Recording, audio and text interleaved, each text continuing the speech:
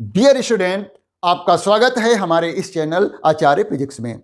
इस चैनल पर हम फिजिक्स का जो कि यूपी बोर्ड से संबंधित जो सिलेबस होगा उसको पूरा कवर करेंगे। समय समय पर हम वीडियोस डालते रहेंगे और पूरा सिलेबस डिटेल में कवर करेंगे। अभी हम इन वीडियोज में सिलेबस का जो मेन पार्ट है, बेसिक पार्ट है, उसको कवर करेंगे और आगे चल करके हम जो सिलेबस से रिलेटेड एडवांस वर्जन होगा उसको भी डालेंगे। एडवांस वर्जन का मतलब जो कॉम्पिटिटिव एग्जाम्स में क्वेश्चन पूछे जाते हैं उस से रिलेटेड सिलेबस को भी कवर करेंगे। पहले हम यूपी बोर्ड के बेसिक सिलेबस को कवर करते हुए वीडियोस डालेंगे और उसके बाद हम एडवांस लेवल के वीडियोस भी डालेंगे।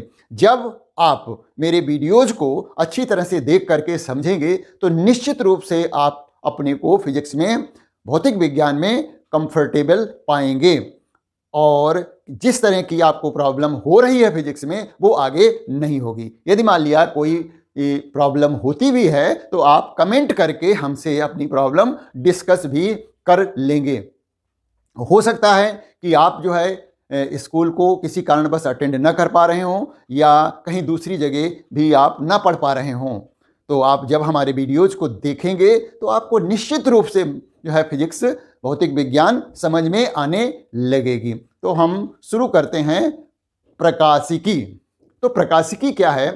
प्रकाशिकी भौतिक विज्ञान की वह ब्रांच है, वो शाखा है जिसमें हम प्रकाश की प्रकृति, उसके वेग, उसकी गुण और उसके गमन का अध्ययन करते हैं। जैसा कि हम सभी जानते हैं, प्रकाश एक प्रकार की ऊर्जा है जो हमारे आंखों में दृष्टि संवेदना उत्पन्न करती है।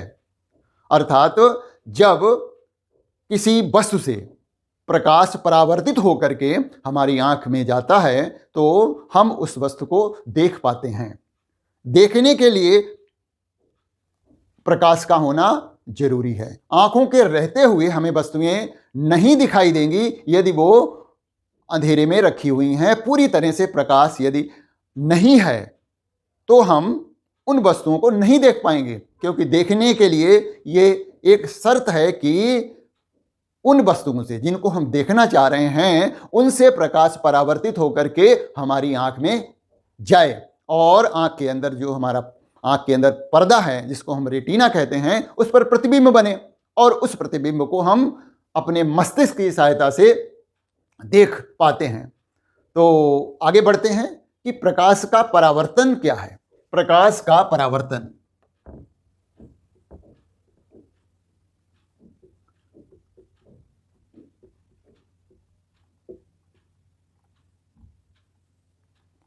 प्रकाश जब किसी वस्तु पर पड़ता है और वस्तु की सतह चिकनी भी हो सकती है, खुरदरी भी हो सकती है, तो वह उसी माध्यम में, जिस माध्यम से वो आया था उसी माध्यम में वापस लौट जाता है।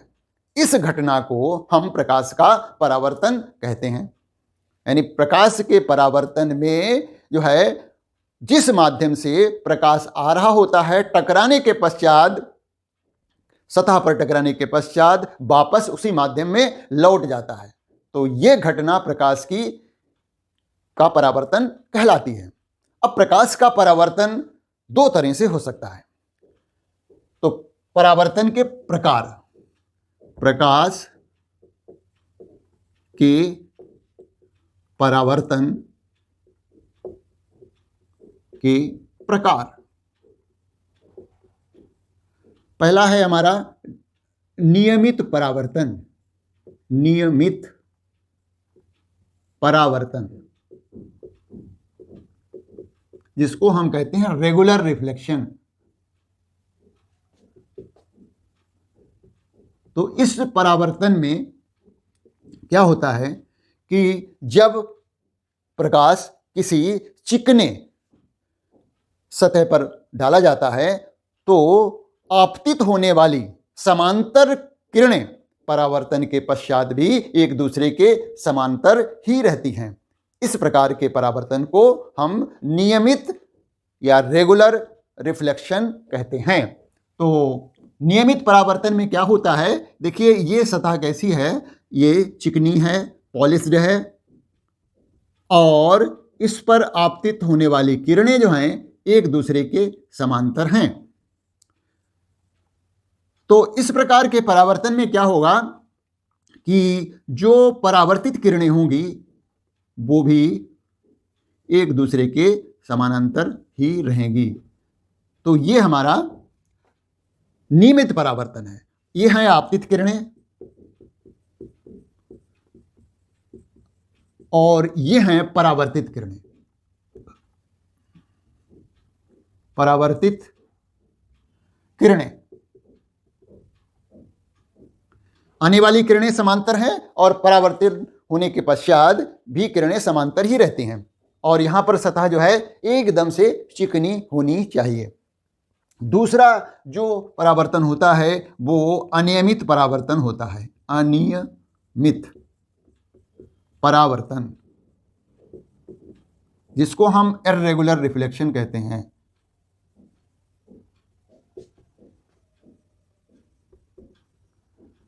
जब प्रकाश की किरण, या कहें जब प्रकाश किसी खुरदरी सतह पर पड़ता है तो आपतित होने वाली समांतर किरणें परावर्तन के पश्चात जो है विभिन्न दिशाओं में बिखर जाती हैं।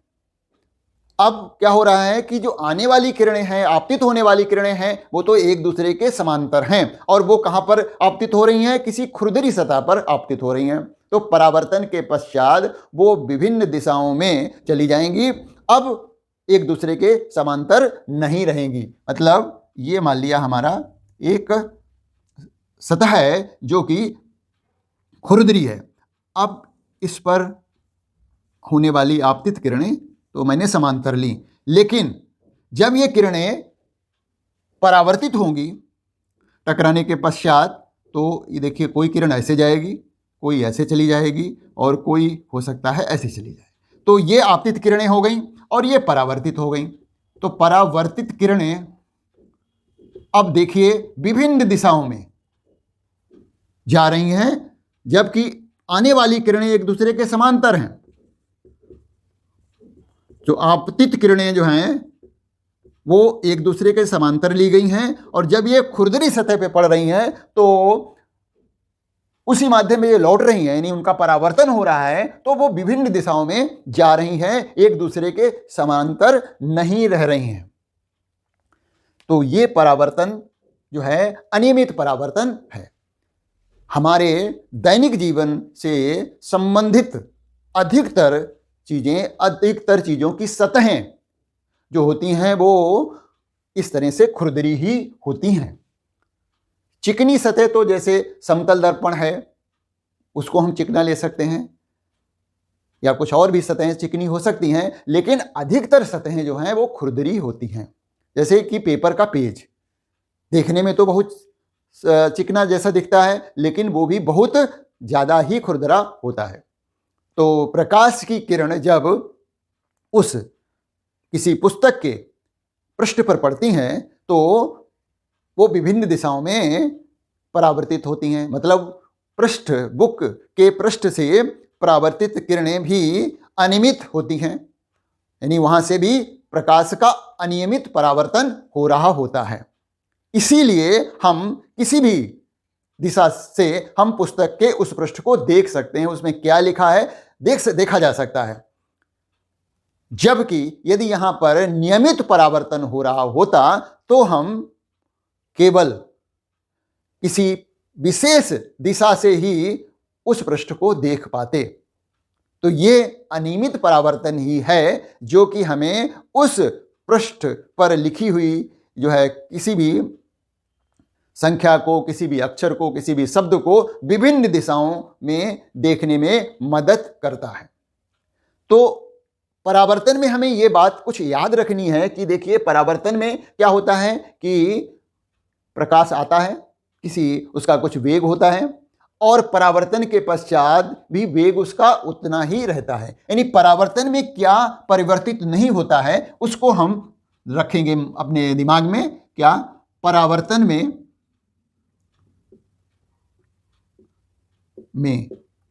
प्रकाश का वेग या प्रकाश की चाल, आवृत्ति तथा तरंग दैर्घ्य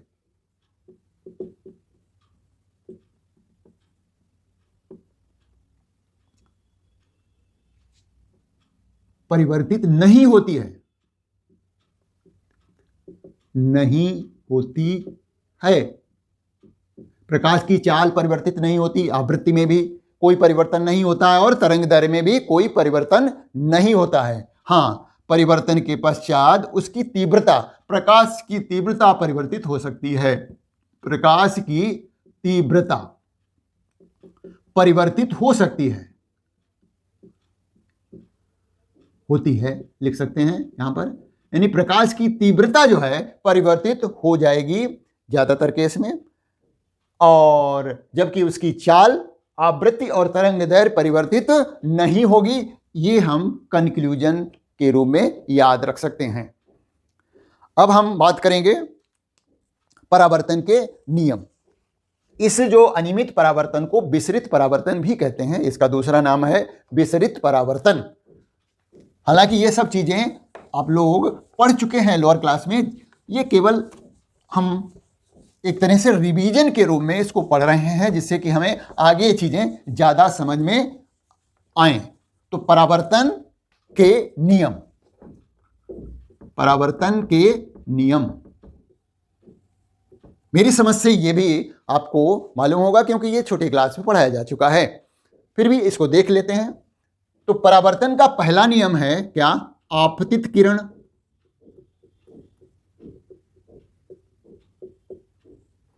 परावर्तित किरण,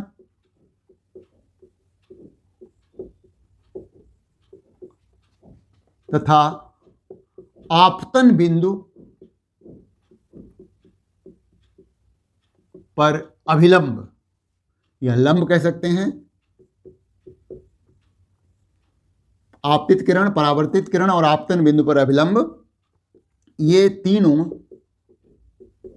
एक ही तल में होते हैं। ये हमारा परावर्तन का पहला नियम है। ये कोई सतह है, चिकनी सतह है, और यहां से परावर्तन हो रहा है, तो इसके लिए हमने एक आपतित किरण ली। ये आपतन बिंदु हो गया ए बी पॉइंट जो है वो आपतन बिंदु हो गया, और यहां पर हम क्या डालते हैं? एक लंब डालते हैं। इस सतह पर एक लंब डाल दिया जहां से परावर्तन हो रहा है, तो ये परावर्तित किरण हो गई। तो आपतित किरण इसको कहते हैं, आपतित किरण, और ये हमारी है परावर्तित किरण। और ये जो लंब डाला है इसको हम आपतन बिंदु पर अभिलंब या लंब कहते हैं। ये तीनों एक ही तल में स्थित होते हैं। जैसे कि ये बोर्ड है, बोर्ड के तल में ही आपतित किरण है, परावर्तित किरण है, और उस आपतन बिंदु पर डाला गया लंब भी उसी तल में लाई कर रहा है, स्थित है। दूसरा तल का मतलब जैसे आपतित किरण ये हो और परावर्तित किरण इधर को कहीं चली जाए तो वो तल बदल जाएगा। यहां पर क्या है? तल, आपतित किरण का तल, परावर्तित किरण का तल और आपतन बिंदु पर डाले गए लंब का तल, यही बोर्ड ही है।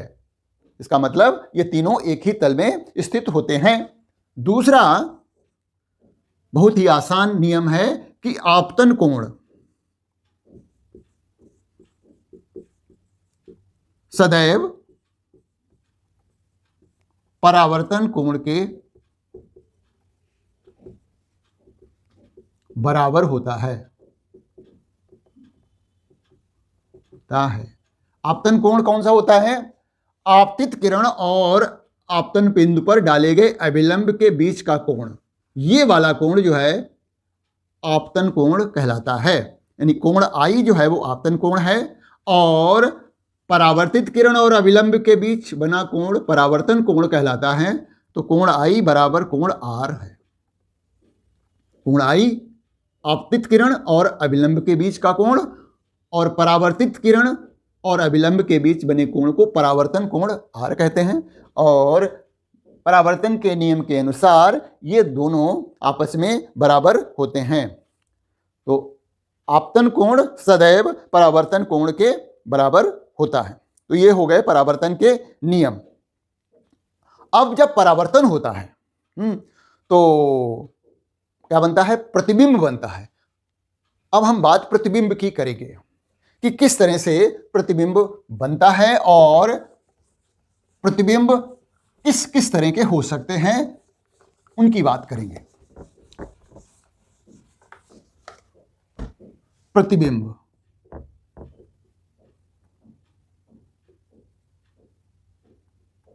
जिसको हम इंग्लिश में इमेज कहते हैं।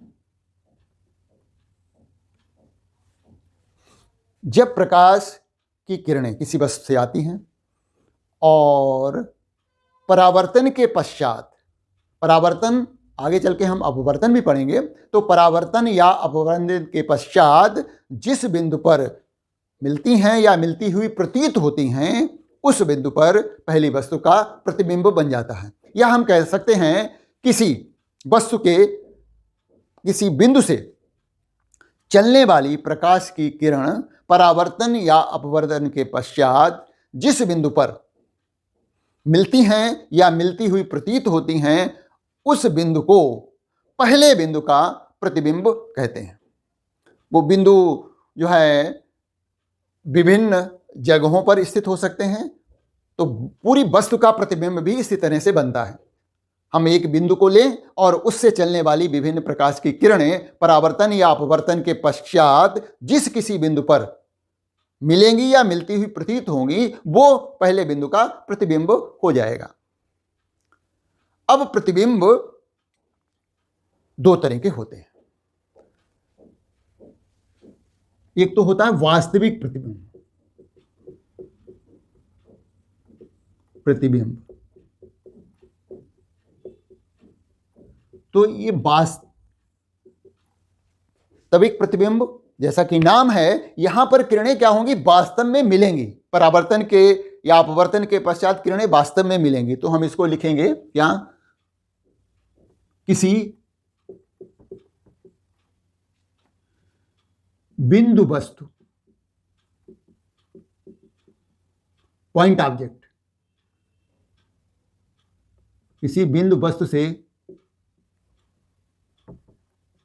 चलने वाली प्रकाश की किरणें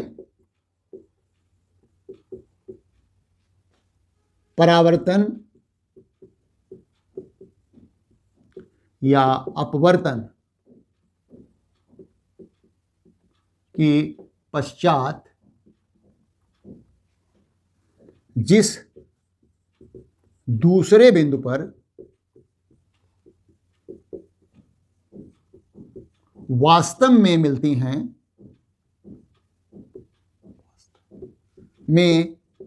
हैं,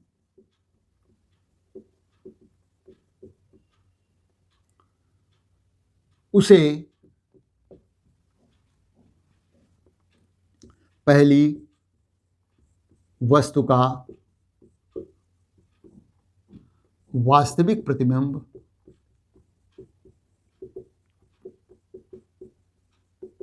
कहते हैं।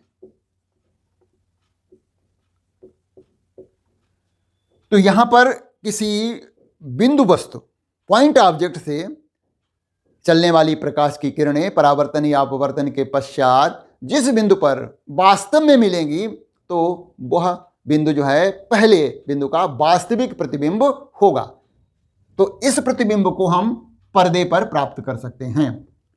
इस प्रतिबिंब को पर्दे पर प्राप्त किया जा सकता है।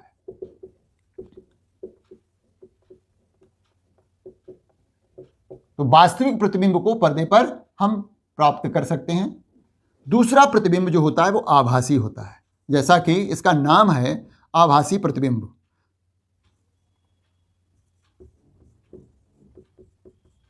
तो आभासी प्रतिबिंब में हमें प्रतिबिंब का आभास होगा। तो उसी तरह से इसकी परिभाषा लिख सकते हैं क्या, किसी बिंदु वस्तु यानी पॉइंट ऑब्जेक्ट होगा से चलने वाली प्रकाश की किरणें परावर्तन के पश्चात जिस दूसरे बिंदु पर मिलती हुई प्रतीत होती हैं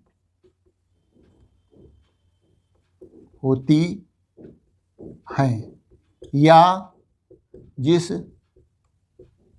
दूसरे बिंदु से आती हुई प्रतीत होती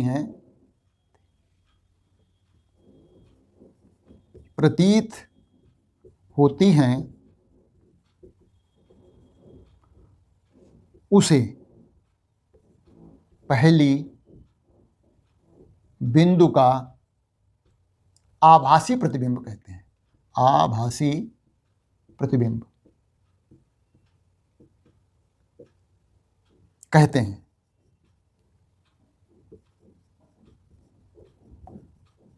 तो इस प्रतिबिंब को, आभासी प्रतिबिंब को पर्दे पर प्राप्त नहीं कर सकते। इसे पर्दे पर प्राप्त नहीं किया जा सकता। तो वास्तविक प्रतिबिंब को पर्दे पर प्राप्त कर सकते हैं, आभासी प्रतिबिंब को पर्दे पर प्राप्त नहीं कर सकते। ये बहुत बड़ा अंतर है। इसको हम इंग्लिश में रियल इमेज कहते हैं, रियल इमेज, और इसको हम वर्चुअल इमेज कहते हैं। थोड़ा बहुत बेसिक हमें इंग्लिश का भी नाम उनके मालूम होने चाहिए। अब पहला जो हम दर्पण पढ़ते हैं, और सभी लोगों ने पढ़ा भी होगा, छोटी क्लासेज में 10th में भी पढ़ा होगा, और इससे अलावा 7th या 6th में भी पढ़ा होगा, समतल दर्पण के बारे में।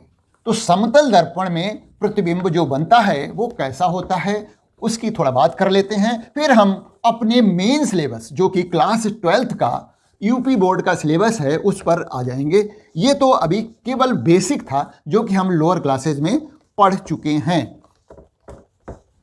तो समतल दर्पण प्रतिबिंब कैसा बनाता है उसकी बात कर लेते हैं। उस समतल दर्पण से बने प्रतिबिंब के गुणों की बात कर लेते हैं। तो समतल दर्पण से बने प्रतिबिंब के गुण। देखिए, समतल दर्पण सभी के घरों में होते हैं, जिससे हम अपना चेहरा देखते हैं, ड्रेसअप होते हैं, वो समतल दर्पण होता है। इसका तल जो है एकदम से समतल होता है, इसीलिए इसका नाम समतल दर्पण है। तो समतल दर्पण में प्रतिबिंब जो बनता है वो कैसा होता है, हमेशा आभासी और सीधा होता है।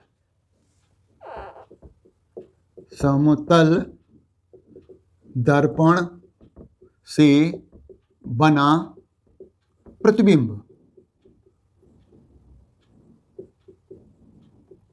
सदैव आभासी तथा सीधा होता है।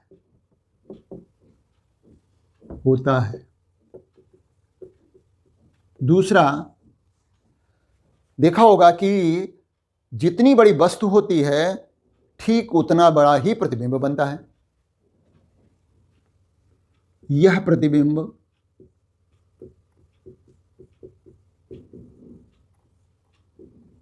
सदैव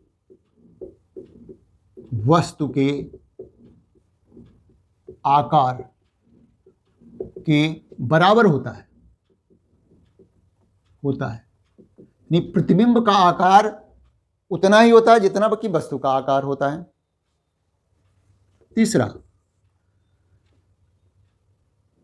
प्रतिबिंब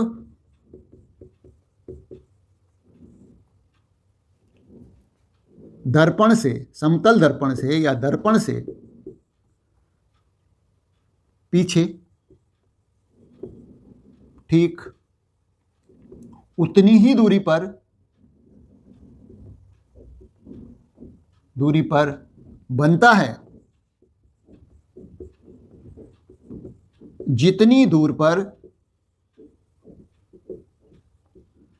दर्पण के सामने वस्तु रखी होती है।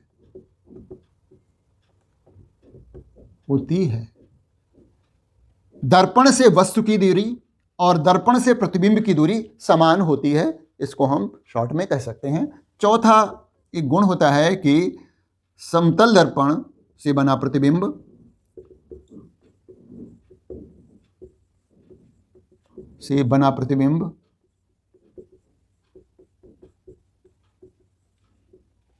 पार्श्व परावर्तित होता है। ये क्या होता है? पार्श्व परावर्तन क्या होता है? जैसे ये मान लिया कोई समतल दर्पण है, यहां पर हमने P लिखा है ऐसे, तो इसका जो प्रतिबिंब बनेगा वो इस तरह का बनेगा, यानी दायां भाग बायां हो जाएगा, बायां दायां हो जाएगा। पार्श्व परावर्तन, लेटरल जो है, लेटरली कहने का मतलब उसका चेंज होता है कि लेफ्ट राइट में हो जाता है, राइट लेफ्ट में हो जाता है। ये हम ऐसा लिख करके भी देख सकते हैं। यदि हम अपना दायां हाथ उठाते हैं तो प्रतिबिंब का वो बायां हाथ होगा। तो इस तरह से प्रतिबिंब पार्श्व परावर्तित कहलाता है। इस समतल दर्पण से बना प्रतिबिंब पार्श्व परावर्तित होता है। अब प्रतिबिंब कैसे बनता है? जैसा कि यहाँ पर बताया गया है कि जैसे मान लीजिए समतल दर्पण है, अब इससे हमने यहाँ पर एक वस्तु रख ली, ये वस्तु है। अब हमने वस्तु से नीचे वाले बिंदु से एक किरण को इसके लंबवत आपतित कराया, तो लंबवत आपतित होने वाली प्रकाश की किरण उसी माध्यम में उसी रास्ते से वापस लौट आएगी। अब हमने एक किरण ये ले ली जो कि उसके शीर्ष से जा रही है, ये आपतन कोण हो गया। परावर्तन दिखाएंगे तो ये परावर्तित किरण हो गई, तो ये कोण आपतन कोण परावर्तन कोण के बराबर होगा। तो इसको हम पीछे डॉट डॉट करके बढ़ाएंगे। अब ये किरण इसके शीर्ष से भी ले लेते हैं लंबवत, और ये वापस अपने उसी रास्ते से लौटेगी, आगे बढ़ा देते हैं इसको। तो ये किरणें जो हैं यहां पर मिल रही हैं, वास्तव में नहीं मिल रही हैं, मिलती हुई हमें प्रतीत हो रही हैं। तो इस वस्तु का प्रतिबिंब यहां पर दर्पण से पीछे सीधा उतनी ही दूरी पर बनता है जितनी दूर पर वस्तु रखी होती है। वस्तु और दर्पण के बीच की दूरी बराबर होती है दर्पण से प्रतिबिंब की दूरी। और प्रतिबिंब कैसा होता है? सीधा। सीधा प्रतिबिंब आभासी होता है। सीधा और आभासी प्रतिबिंब दर्पण के पीछे ठीक उतनी ही दूर पर बनता है जितनी दूर पर दर्पण के समक्ष वस्तु रखी होती है। तो ये बात हम पढ़ चुके थे। अब हम जो है डिस्कस करने जा रहे हैं पहला, जो कि यूपी बोर्ड का सिलेबस में आता है क्लास 12th में, वो है गोलीय दर्पण। हालांकि कुछ बेसिक हम लोग पढ़ लेते हैं पहले छोटी क्लास में, लेकिन हम उसको फिर से डिटेल में डिस्कस करेंगे जिससे कि इसको समझने में कोई प्रॉब्लम ना आए। तो हम बात करेंगे गोलीय दर्पणों की, और ये क्या होते हैं और इससे प्रतिबिंब कैसे बनता है, इसको डिटेल में समझेंगे। तो जैसा कि नाम है इनका गोलीय दर्पण, यहां से आपका क्लास 12th का सिलेबस शुरू हो जाता है, और एनसीईआरटी की बुक में भी दिया हुआ है, यूपी बोर्ड्स में भी है ये, और इसको हमें समझना है और अपनी तैयारी करनी है समझ करके। समझा हुआ जो सिलेबस होगा, समझा हुआ कंटेंट जो होगा, वो उसमें क्या होगा कि थोड़ा बहुत इधर उधर घुमा करके भी प्रश्न पूछ दिया जाता है तो हम उसका जवाब दे लेते हैं। यदि हम रट करके जाते हैं तो फिर ऐसे प्रश्नों को हम हल नहीं कर पाते हैं, क्योंकि हम रटे हुए प्रश्नों को ही उत्तर दे पाएंगे। थोड़ा बहुत वो यदि क्वेश्चन में ट्विस्टिंग कर दी गई, थोड़ा चेंज कर दिया गया, तो ऐसे क्वेश्चन हमसे सॉल्व नहीं होते हैं। तो इसलिए इन चीज़ों को हमें समझना जरूरी है ना। तो गोलीय दर्पण क्या होता है? गोलीय दर्पण, इसको हम स्फेरिकल मिरर कहते हैं। ये मिरर किसी कांच के खोखले गोले को कट करके बनाए जाते हैं, और कांच का खोखला गोला लिया, उसमें से कुछ पार्ट कट किया, और कट करने के पश्चात उसके किसी एक सरफेस पे चांदी की पॉलिश कर दी जाती है, एक सतह। यानी ये हमारा कोई गोला हो गया, मान लिया ये देखिए गोला है।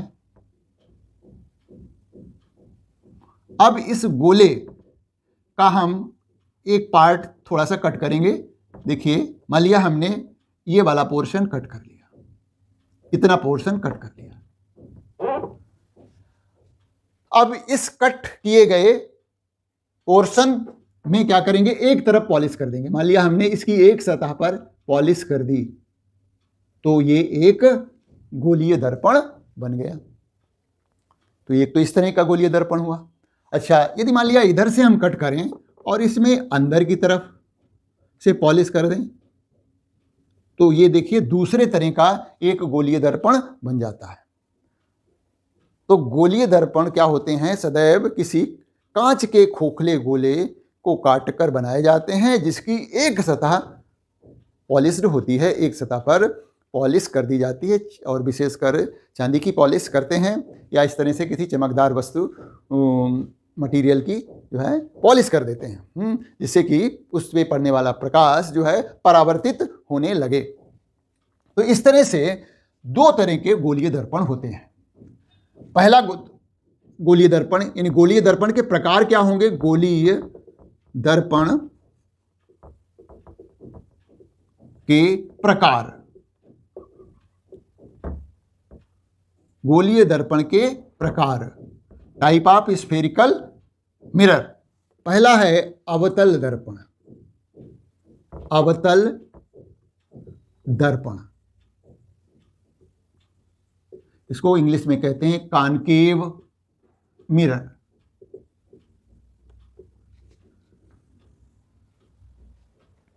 यह गोलीय दर्पण कैसे बनाया जाता है, इसको समझे। वह गोलीय दर्पण जिसका परावर्तक पृष्ठ अंदर की तरफ दबा होता है, उसे अवतल दर्पण कहते हैं। यहां पर देखिए ये है, देखिए ये बाहरी सतह है जिस पे हमने पॉलिश कर दी है, और परावर्तक पृष्ठ कौन सा हुआ, ये हुआ। तो इस तरह से ये इस टाइप का जो दर्पण होगा जिसका कि परावर्तक पृष्ठ अंदर की तरफ दबा होगा, वो अवतल दर्पण कहलाएगा। तो ये तो हुआ परावर्तक पृष्ठ अंदर वाला, ये वाला ये परावर्तक पृष्ठ है, परावर्तक पृष्ठ या परावर्तक तल लिख देते हैं। ये परावर्तक तल है जो कि अंदर की तरफ दबा हुआ है। तो इस तरह के दर्पण को हम अवतल दर्पण कहेंगे। इस दर्पण को हम दूसरा भी नाम लेते हैं जिसको कहते हैं अभिसारी दर्पण। ये इसका दूसरा नाम है। क्यों? क्योंकि ये क्या करता है, समांतर आने वाली किरणों को किसी एक बिंदु पर सिकोड़ देता है। जैसे मान लिया ये समांतर किरणें आ रही हैं, परावर्तन के पश्चात ये किरणें किसी एक पर्टिकुलर बिंदु पर इकट्ठी हो जाएंगी। यानी ये दर्पण क्या करेगा, उन समांतर आने वाली किरणों को किसी एक बिंदु पर सिकोड़ देगा, इकट्ठा कर देगा। इसीलिए इसका नाम अभिसारी दर्पण भी है। दूसरा दर्पण होता है जिसको हम कहते हैं उत्तल दर्पण। यह वह गोलीय दर्पण है जिसका परावर्तक पृष्ठ उभरा हुआ होता है। इसमें परावर्तक पृष्ठ कैसा होगा? उभरा हुआ होगा। देखिए इस टाइप का होगा, जैसा कि चित्र में हमने ये बनाया था। ये परावर्तक पृष्ठ है, ये यहां पर ऐसा वाला है, यहां पर उभरा हुआ है। परावर्तक पृष्ठ ये है और यहां से परावर्तन होगा प्रकाश की किरणों का। ये परावर्तक पृष्ठ यहां पर कैसा है? उभरा हुआ है। तो इस तरह के गोलीय दर्पण को हम उत्तल दर्पण कहेंगे। और इसका दूसरा नाम है अपसारी दर्पण। अपसारी दर्पण, इसको कॉन्वेक्स मिरर कहते हैं। ये क्या करता है? प्रकाश की किरणों को, जो कि एक दूसरे के समांतर होती हैं, परावर्तन के पश्चात वो फैल जाती हैं। देखिए यहाँ तो सिकुड़ जाती हैं, यहाँ पर ये परावर्तन जब होगा इस गोलीय दर्पण से, उत्तल दर्पण से, तो ये जो है इस तरह से फैल जाएंगी। ये आने वाली किरणें समांतर हैं और परावर्तित किरणें जो हैं फैल गई हैं। तो ऐसा दर्पण जो समांतर आने वाली किरणों को फैला देता है उसे हम अपसारी दर्पण कहते हैं। इसीलिए इसका नाम जो है अपसारी दर्पण भी है, या उत्तल दर्पण कहें। उत्तल दर्पण तो इसलिए कहा गया है क्योंकि इसका जो परावर्तक पृष्ठ है उठा हुआ है, उभरा हुआ है, इसीलिए इसका नाम उत्तल दर्पण कहा जाता है। अब इससे संबंधित कुछ छोटी छोटी परिभाषाएं हैं, जैसा कि मैंने कहा पढ़ चुके हैं, लेकिन फिर भी हम इसको एक बार जल्दी से रिवाइज कर लेते हैं कि वो क्या परिभाषाएं हैं जिनको कि हमें मालूम ही होना चाहिए। गोलीय दर्पण से संबंधित कुछ परिभाषाएं।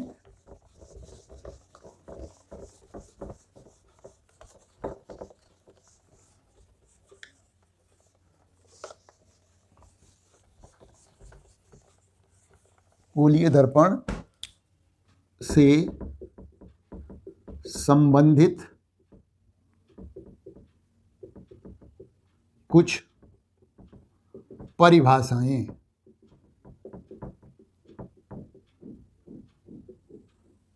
तो सबसे पहली परिभाषा है ध्रुव। एक शब्द आता है ध्रुव, इसको इंग्लिश में हम पोल कहते हैं।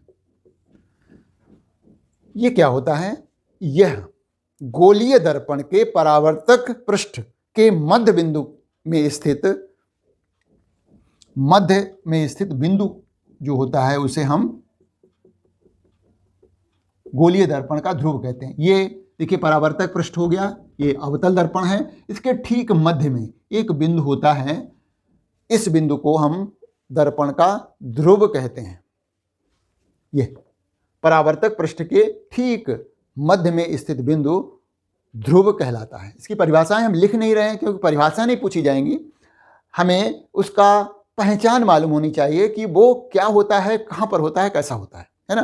तो ध्रुव जो है किसी गोलीय दर्पण के परावर्तक पृष्ठ के मध्य में स्थित बिंदु है जिसे हम ध्रुव कहते हैं। दूसरा है वक्रता केंद्र। वक्रता केंद्र, इसको कहते हैं सेंटर ऑफ कर्वेचर।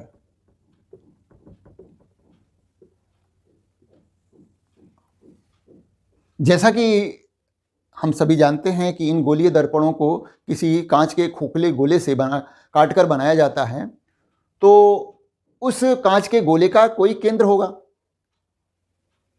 तो वही केंद्र इस गोलीय दर्पण का वक्रता केंद्र कहलाएगा। इसको हम कैसे कहेंगे कि किसी गोलीय दर्पण जिस खोखले गोले को काटकर बनाया गया है, यानी गोलीय दर्पण जिस खोखले गोले को, कांच के खोखले गोले को काटकर बनाया गया है, उस गोले का केंद्र इस गोलीय दर्पण का वक्रता केंद्र कहलाता है। क्या है कि गोलीय दर्पण जिस कांच के खोखले गोले को काटकर बनाया गया है, उस गोले का केंद्र ही इस गोलीय दर्पण का वक्रता केंद्र कहलाएगा। तो जैसे कि ये मान लिया एक दर्पण है, तो इसका हम गोला कंप्लीट करें ऐसे, ये गोला हो गया, तो इसका जो केंद्र आएगा वो ही इस दर्पण का वक्रता केंद्र होगा। तीसरी है वक्रता त्रिज्या। वक्रता त्रिज्या जिसको हम कहते हैं radius of curvature. Radius of curvature, इसको हम आर से प्रदर्शित करते हैं, कैपिटल आर, स्मॉल आर, कुछ भी ले सकते हैं। तो वक्रता त्रिज्या, तो गोलीय दर्पण जिस खोखले गोले को काटकर बनाया गया है, उस गोले की त्रिज्या दर्पण की वक्रता त्रिज्या कहलाती है। तो वक्रता त्रिज्या क्या है? जिस कांच के खोखले गोले को काटकर दर्पण बनाया गया है, उस खोखले गोले की त्रिज्या गोलीय दर्पण की वक्रता त्रिज्या कहलाएगी। तो जैसे ये हमारा क्या था? वक्रता केंद्र था। तो वक्रता केंद्र से जो है ये त्रिज्या हो गई आर। तो हम इसको दूसरे तरह से भी कह सकते हैं कि जो वक्रता केंद्र और दर्पण के ध्रुव की बीच की दूरी वक्रता त्रिज्या कहलाती है। ये क्या है? दर्पण के ध्रुव तथा वक्रता केंद्र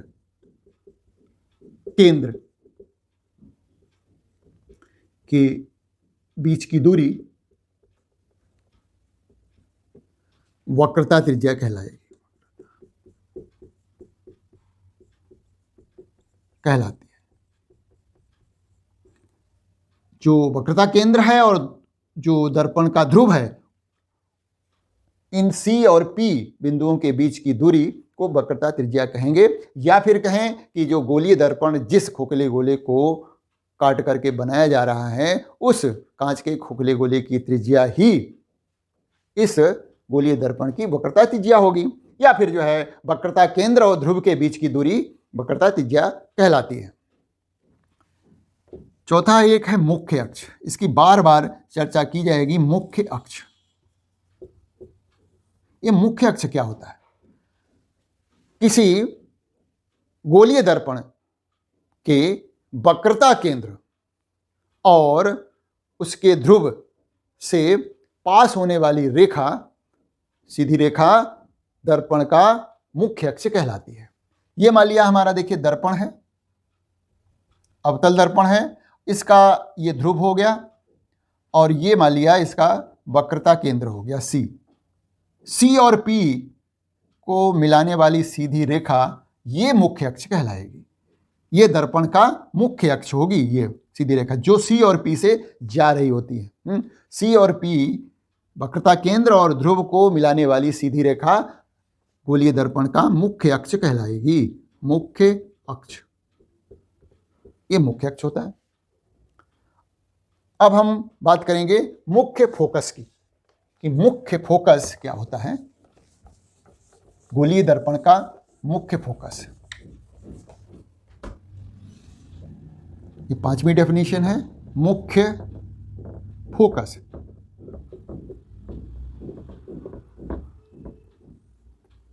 इसको हम फोकस इंग्लिश में कहते हैं। तो यहां पर क्या है कि ये मान लिया हमारा गोलीय दर्पण है और ये इसका मुख्य अक्ष है P और C के बीच। अब मुख्य फोकस कैसे परिभाषित किया जाता है उसको सुनिए, कि मुख्य अक्ष के समानांतर आने वाली प्रकाश की किरण परावर्तन के पश्चात मुख्य अक्ष के जिस बिंदु से होकर जाती है या जाती हुई प्रतीत होती है, उस बिंदु को गोलीय दर्पण का मुख्य फोकस कहते हैं। क्या है? इस मुख्य अक्ष के समांतर आने वाली प्रकाश की किरण परावर्तन के पश्चात मुख्य अक्ष के जिस बिंदु से होकर के जाएगी, परावर्तन के पश्चात मान लिया ये यहां से होकर के जा रही है, तो जिस बिंदु पर ये परावर्तित किरण मुख्य अक्ष को कट कर रही है, ये क्या कहलाएगा? दर्पण का फोकस कहलाएगा। तो यहां तो किरण जो है वास्तव में जा रही है, ये अवतल दर्पण है। यदि वो उत्तल दर्पण होता तो क्या होता? ये हमारा मुख्य अक्ष हो गया, ये सी हो गया, ये पी हो गया, समांतर किरण आ रही है मुख्य अक्ष के। परावर्तन के पश्चात जिस बिंदु से आती हुई प्रतीत होती है, मुख्य अक्ष पर स्थित जिस बिंदु से आती हुई प्रतीत होगी, ये देखिए, ये ऐसा लग रहा है कि ये प्रकाश की किरण परावर्तन के पश्चात यहां से देखने से पता लगेगा वो मुख्य अक्ष पर स्थित किसी बिंदु से आ रही है। यहां क्या है? परावर्तन के पश्चात मुख्य अक्ष से पर स्थित किसी बिंदु से होकर के जाएगी, और उत्तल दर्पण में मुख्य अक्ष के समांतर आपतित होने वाली किरण परावर्तन के पश्चात मुख्य अक्ष के किसी बिंदु से आती हुई प्रतीत होती है। ऐसा लग रहा है कि ये जो है इस बिंदु जिसको हमने F लिख रखा है उससे आ रही है। तो ये दर्पण का मुख्य फोकस कहलाएगा। अब हमारी छठी परिभाषा है फोकस दूरी। फोकस दूरी, फोकस दूरी, इसको हम स्मॉल एफ से प्रदर्शित करते हैं। फोकल लेंथ इंग्लिश में कहते हैं। तो जैसा कि हमें पता लगा कि ये फोकस है और ये मुख्य जो है पोल है, यानी ध्रुव है। तो फोकस और ध्रुव के बीच की दूरी, मुख्य फोकस दूरी क्या है? मुख्य फोकस और ध्रुव के बीच की दूरी फोकस दूरी कहलाती है। तो गोलीय दर्पण के फोकस तथा ध्रुव के बीच की दूरी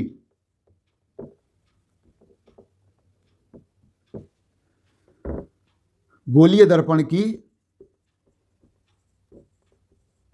फोकस दूरी कहलाती है। दूरी कहलाती है। ये हो गया फोकस दूरी। एफ और पी के बीच की जो डिस्टेंस है, दूरी है, वही फोकस दूरी कहलाती है। हम यहां पर बात कर लेते हैं कि 7वें पॉइंट की, फोकल प्लेन। फोकस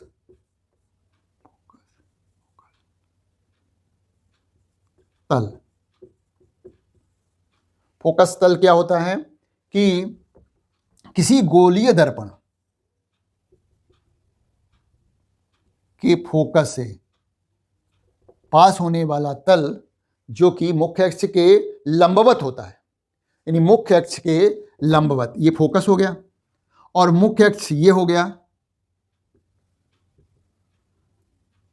और यहां से हम एक लंब डाल दें।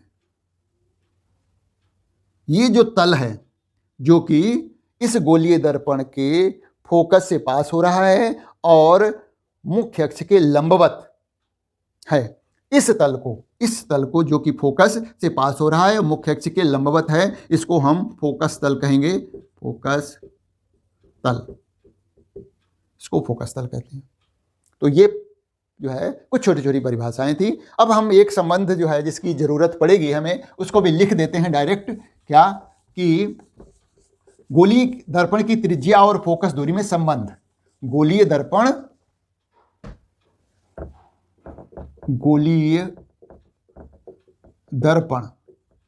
की वक्रता त्रिज्या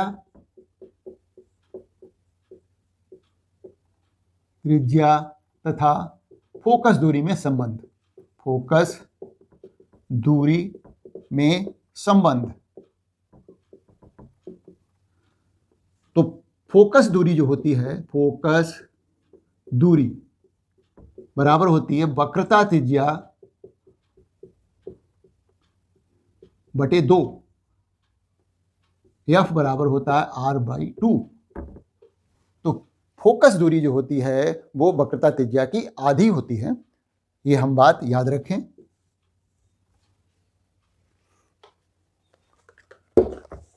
क्योंकि इसका जो है कभी कभी न्यूमेरिकल में भी प्रयोग होता है कि जो फोकस दूरी होती है वो वक्रता त्रिज्या की आधी होती है।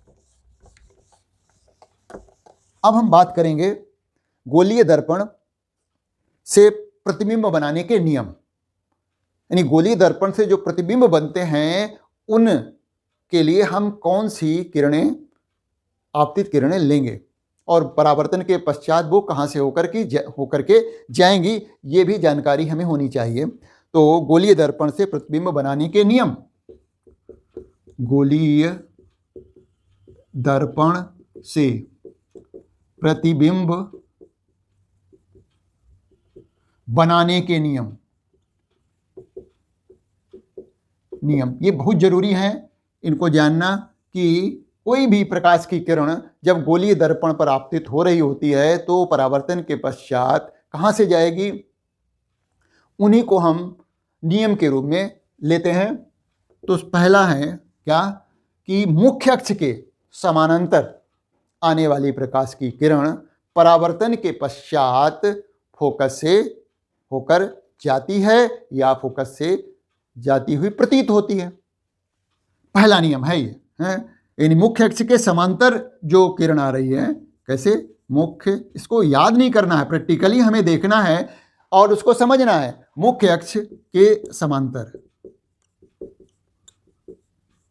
आने वाली किरण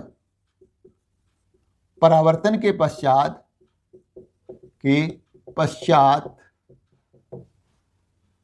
गोलीय दर्पण के फोकस से होकर जाती है या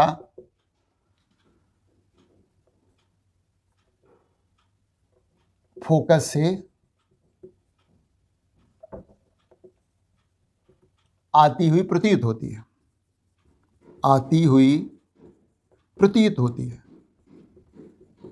प्रतीत कहाँ है, किसमें होगी, वो उत्तल दर्पण में होगी। और जाएगी कहाँ, वो अवतल दर्पण में जाएगी। तो देखिए चित्र से समझ लीजिए, इसको मैंने कहा ना, इसको याद नहीं करना है, समझना है। तो ये देखिए अवतल दर्पण हो गया, ये हमारा मुख्य अक्ष हो गया, ये एफ है, ये सी है। मुख्य अक्ष के समांतर यदि हम जो किरण ले रहे हैं परावर्तन के पश्चात ये इसको कहाँ से ले जाएंगे, फोकस से होकर के ले जाएंगे।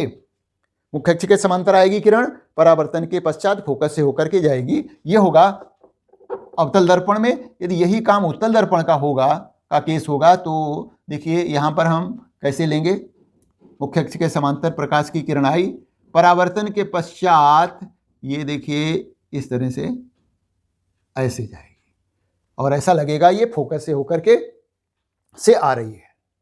तो एक ये नियम हो गया, जब हम प्रतिबिंब बनाएंगे तो इस किरण को इसी तरह से ले जाएंगे। दूसरा नियम है इसका जस्ट उल्टा का मतलब अब की बार प्रकाश की किरण जो आ रही है, यानी जो आपतित किरण है, वो कहां से पास हो रही है, दर्पण के फोकस से। गोलीय दर्पण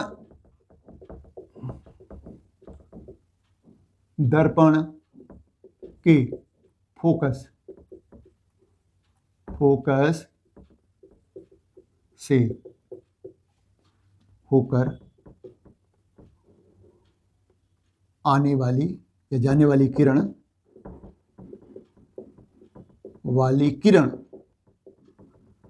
परावर्तन के पश्चात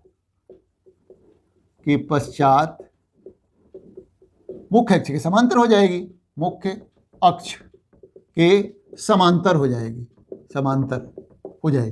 मतलब जैसे मान लिया ये हमारा अवतल दर्पण है, ये मुख्य अक्ष हो गया।